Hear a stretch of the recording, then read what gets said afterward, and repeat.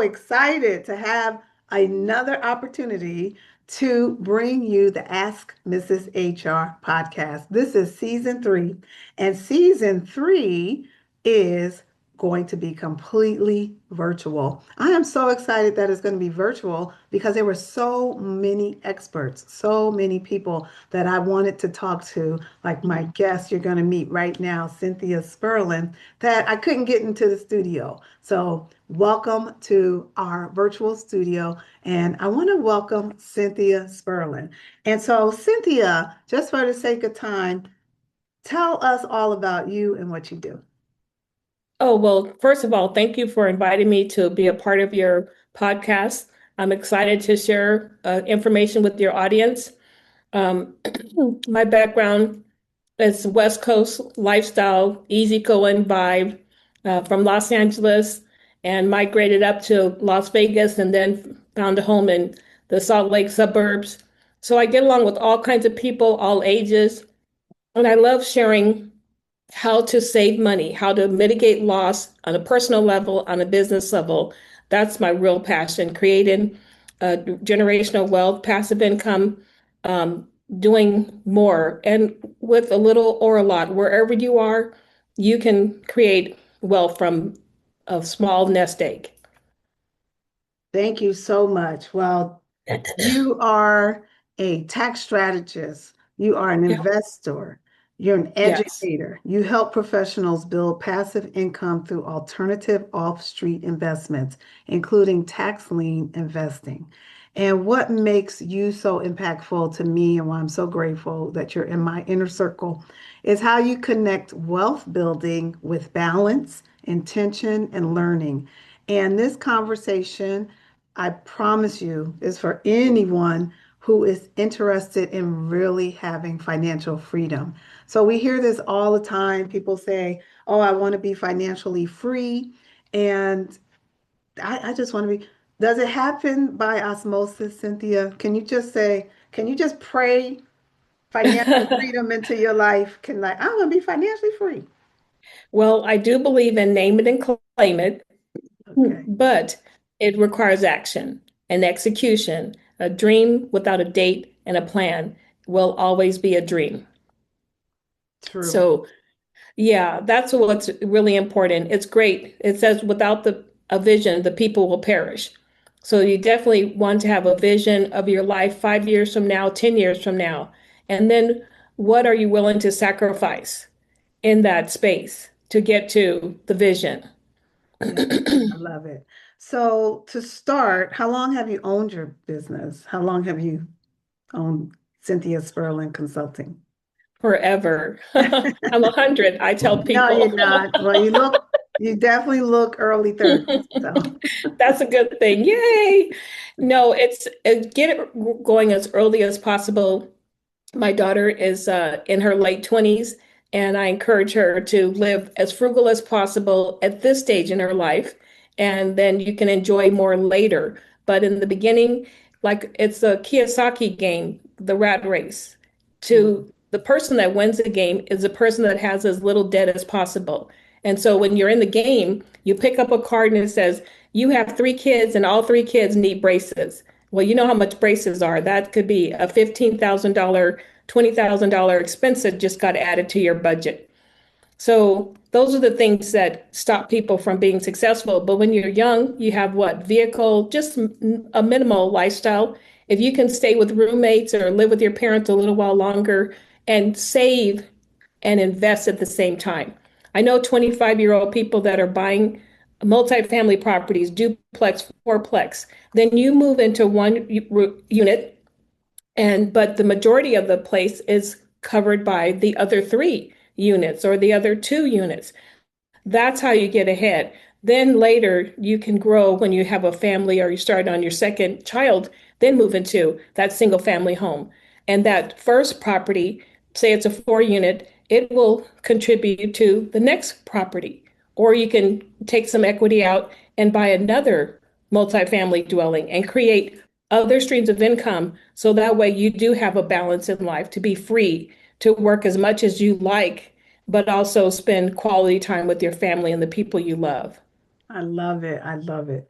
So I'm still working on that. And one of the issues that I'm working through is you own these properties, you have equity, and sometimes you're not able to access the equity. What can you do Mm, to make sure that you can continually access equity? Let's say you own even your own personal property.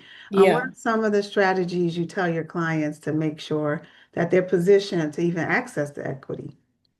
Well, before you purchase, I teach my clients to have the end in mind, have at least three exit strategies. So when you go into the purchase, how will you exit? So plan ahead for that.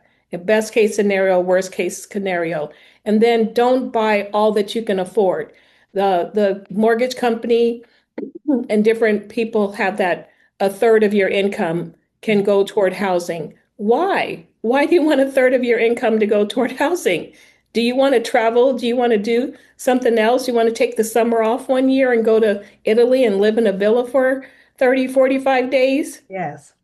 But you're locked in to the debt Mm. that makes you go to work every day Oh my goodness. for 2 decades. You're describing my life because the goal was always to be able to purchase a home no matter what, right? And Yeah. so for some of us, excuse me, I switched I switched the screen. Hey, I'm also the producer of this show right now. You're wearing all the So hats. I know. So anyhow, I, didn't know about any of these strategies or the way to think about it. It was the goal early on was get into this house no matter what, just get into the house. So No. now, yeah. So what was the name of that game you played, the board Oh, game? the rat race. It's called the rat race. So I'm going to Yeah, put that in the notes. Make sure you right. get the rat race game. So another thing that's very intimidating, I speak for myself, is this idea around tax strategy. I mean, I get hives just thinking about doing my regular taxes every year. I just have, and I wait to the last minute and I suffer every time Oh, because a I don't plan. a plan. And I think it's just, let me just break it down really briefly. Definitely limited thinking. It Mm, am I saying that right? It's just a mental barrier that paying taxes is bad, that taxes are bad, mm, And so when I think about, and this just comes from my upbringing, yes, when I think about taxes, I just get like right. Deer in the so a headlights. deer in the headlights, and I'm scared. I mean, I'm not scared of a Mhm. lot of things, but I'm always nervous about doing my taxes wrong. So Yes, yes. what are your thoughts about that, especially for people of color? Right, exactly. Well, it's actually nothing to fear. The tax code actually tells you what the government wants you to do. And if you read it and you apply the principles or the codes that work in your particular case, you are incentivized with credits, deductions, depreciation, all kinds of ways to keep more of your money. But for example, oil and gas is a really big thing, and the government needs help with getting more oil or gas to run whatever they do with the oil and gas. And so it's very expensive to do. So they reward you mightily. You can save up to 70% on your taxes as a W-2 earner, protect 70% of your income this way. So it's huge. Plus, Oh. when you invest in oil and gas, you have huge returns as well. So that's one example. But there's so many codes that if you know, you can save. But because we're taught to react to the tax time compliance between January and April 15th is considered the compliance period. I didn't know that. Right. So the government says you must pay taxes, and this is a time, 3 months, 3.5 months, where you comply and you go and sit down with your special person, tax preparer, CPA, bookkeeper to do these, help you use the right forms. And I think Mhm. that's where the fear comes in. It's like, well, I don't know which form I need to use. There's so many different publications, and that's where the confusion comes in. It's thousands of pages in the code, but only, let's just say 20 apply to you and your business. You Mm. don't have to know the whole thing. It's just 15 or 20 that apply to you. So I teach a course on the 15 essential codes or strategies for business owners to be aware of. And Yeah. whether they use me or someone else, at least they'll know when they talk to their CPA, they can have an intelligent conversation from plain English what this is. And it will cost you thousands of dollars not to become educated. So it's every day, my recommendation is take 10 or 15 minutes to educate yourself on a topic. And that way it becomes less fearful and you don't have the same anxiety or stress around doing the taxes or how to read a P&L statement, things like that. Just each day, try to tackle that so it's more in your comfort zone. That is amazing. That's great advice. And now with YouTube University, do Yes. you have a YouTube channel where people can learn 10 from you for 10 to 15 minutes a day? I'm working on that. I'm working on Okay. that. I have gotten to the place where the content is more important. So Mhm. visibility is an issue where is my hair right? Do Oh, these colors match? So that talk in my head saying you don't look right. And it's like no one cares what you look like when the information is golden, right? yes, yes. I watched this one video. It's like from 1980, with this guy teaching about. I think he was teaching about family medical leave laws, but Mm, it's one of like three videos on YouTube, and so I didn't care what he looked like. I just needed the information. So right, yeah, right. people don't. I don't think so. Yeah. They find us I'm entertaining anyway. right. So that's where I'm getting to, where I'm letting Good. go of those limiting beliefs so that I could have put the Limiting content out beliefs. there. That's Yes. what I was trying to say before. So Hmm. that's exactly what we're doing today. I'm so grateful that you're kicking off season 3 because it's all about starting where we are with what we have. This. Period. We have so many tools, so many resources, YouTube, Chat GPT, all types of AI. Hmm. There's no reason as business No owners reason. or people who want to start their own business. We have YouTube University. We can learn about your business. We can learn about tax liens. And Yeah. Yeah. so, what I just want to ask you two more questions before we Sure. wrap up. What Okay. is the mindset shift that you would recommend for people that need to move forward? I'm sorry, that want to move forward. They probably need to also with investing. So, what's the mindset shift that needs to happen in your experience? What do you see? Well, I think that there's more creativity in real estate investing than people realize. And so Mm, it doesn't take perfect credit. It doesn't require a, a lot of money. And so I think that keeps people out of the game. They think they need to have a lot of money saved in the bank, like 50,000, 40,000, some large number like that. And so that is a misnomer or a limiting belief. So mm, I'll give you an example. When I first started, I started with pre-foreclosure investing, which is where there's a failure to pay the mortgage on the house, right? And so even that, we got into the game at $10,000.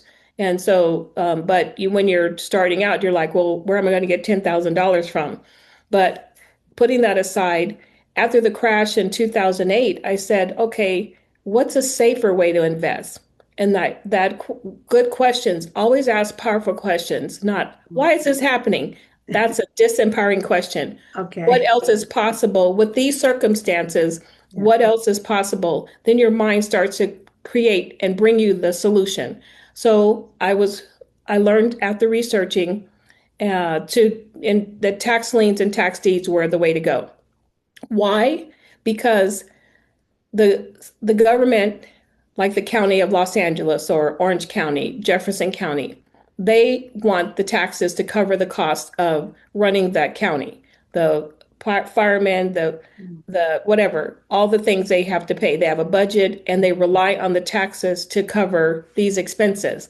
So when you don't pay, they send several notices and then finally they notify you that they are going to put your house up for auction.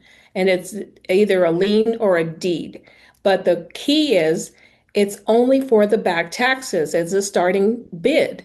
So if the Mm-hmm. person has a home that's worth 70,000 and the starting bid is $2,000, you might get that home for $2,000. If other people are bidding against you, it could escalate to who knows what. So when you go in, you know your budget and you've evaluated the home, how much you'd be willing to personally invest. But I'll tell you, I've had ladies, single moms. I have a group called Invest Like a Goddess. And in this group, I was a pharmacist, single mom, and she had a good income, but it's not enough. Mm-hmm. So we went on a field trip and she bought three liens and her budget was $1,000. One Mm-hmm. of the properties redeemed in Arizona, which meant that in Arizona, they pay as up to 16%. So it has to go delinquent for 12 months owning the lien Mm-hmm. to receive that. So if it went for 6 months delinquent and the person came, the property owner paid back the $500, then it would be $500 plus 8%. So you're not going to get that in the bank. So that's a good investment for a short-term investment. That's Now, amazing. Mm-hmm. so she bought three that day, so about $300 to $400 a piece, right? And two of them did not redeem. The owners, for whatever reason, they did not pay the past due $300. Guess what? Both of those properties were worth 15,000 apiece. So she got her money back on the first one and then 15 and another 15 for her $1,000 effort. Wow. Okay. We need to just end this and you just tell me how to do it. I'm ready. I'm ready for this type of investment. And I'm so excited to hear that these Yeah, opportunities and this opportunity, I literally just started learning about this last year, talking to yeah, you and you introducing me. And so I would love for our audience to be able to reach out to you, get to know, because we need this money, we need these type of investments to build our dreams because sure. money is freedom. Yes, Money yes. is power. Options, keys to Money the, gives you, yeah, it helps you take care of your mom and your kids, and you get the point. So right. finally, what exciting projects, programs, goals? Give us a update on what you have going on, what our audience should know about, and how we can reach you. Well, I'm excited because I really want people to understand how to create passive income, what to look for, how to be open to alternative investments like syndications, investing in oil and gas, bonds, and other things. So I'm putting together a 8-week course, a cohort on investing in, creating passive income through alternative investments. And Amazing. so, Yeah. yeah, yeah. Don't So let us forget to ask you how we can reach you.